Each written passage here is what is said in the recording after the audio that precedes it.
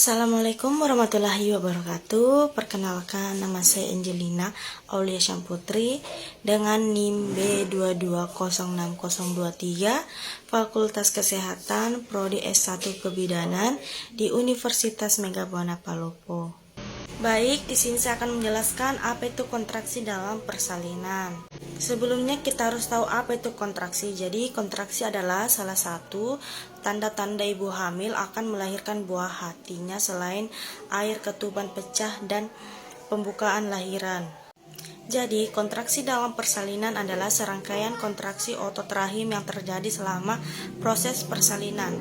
Kontraksi dalam persalinan juga merupakan fenomena alami yang dimana otot-otot rahim berkontraksi secara teratur untuk membantu mendorong bayi keluar dari rahim dan melahirkan. Adapun beberapa kontraksi dalam persalinan. Yang pertama ada kontraksi membantu membuka serviks. Nah, di mana salah satu tujuan utama kontraksi dalam persalinan adalah membantu mempersiapkan serviks untuk memungkinkan bayi keluar dari rahim. Kontraksi yang teratur dan kuat membantu membuka serviks secara bertahap dalam proses yang dikenal sebagai tahap pembukaan. Selanjutnya ada kontraksi memajukan bayi melalui jalan lahir. Selama kontraksi otot-otot rahim menekan bayi ke bawah melalui jalan lahir, kontraksi ini membantu bayi bergerak melalui panggul ibu dan menuju kelahiran. Selanjutnya ada kontraksi memberi istirahat untuk ibu. Meskipun kontraksi mungkin terasa sakit, interval dan di antara kontraksi memberikan istirahat bagi ibu setelah kontraksi selesai. Biasanya ada jeda di antara kontraksi berikutnya, di mana ibu dapat beristirahat dan mengumpulkan energi untuk kontraksi berikutnya. Selanjutnya ada kontraksi memfasilitas pelepasan plasenta. Setelah bayi dilahirkan, kontraksi lanjut terjadi untuk membantu mengeluarkan plasenta dari rahim. Kontraksi ini membantu memastikan bahwa rahim mengencang kembali dan mencegah pendarahan berlebihan. Selanjutnya ada kontraksi memicu produksi oksitosin. Kontraksi dalam persalinan juga merangsang pelepasan hormon oksitosin.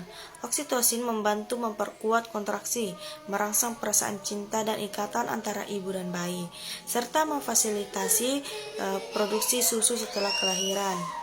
Tujuannya adalah membuka serviks mulut rahim secara proksi dan memindahkan bayi melalui jalan lahir dan membantu mengeluarkan plasenta setelah bayi lahir. Kemudian juga kontraksi persalinan dibagi menjadi dua jenis utama. Yang pertama ada kontraksi persalinan awal atau kontraksi persalinan palsu. Kontraksi ini juga dikenal sebagai Braxton Hicks contraction. Kontraksi ini terjadi sebelum persalinan sebenarnya dimulai. Biasanya tidak teratur dan tidak terlalu kuat. Tujuannya adalah untuk mempersiapkan rahim dan otot-otot panggul untuk persalinan yang akan datang. Yang kedua ada kontraksi persalinan aktif. Kontraksi ini merupakan tanda bahwa persalinan sebenarnya telah dimulai dan berkembang. Kontraksi ini terjadi secara teratur, menjadi lebih kuat dan berlangsung lebih lama seiring waktu. Biasanya interval antara kontraksi akan menjadi lebih pendek seiring berjalannya waktu.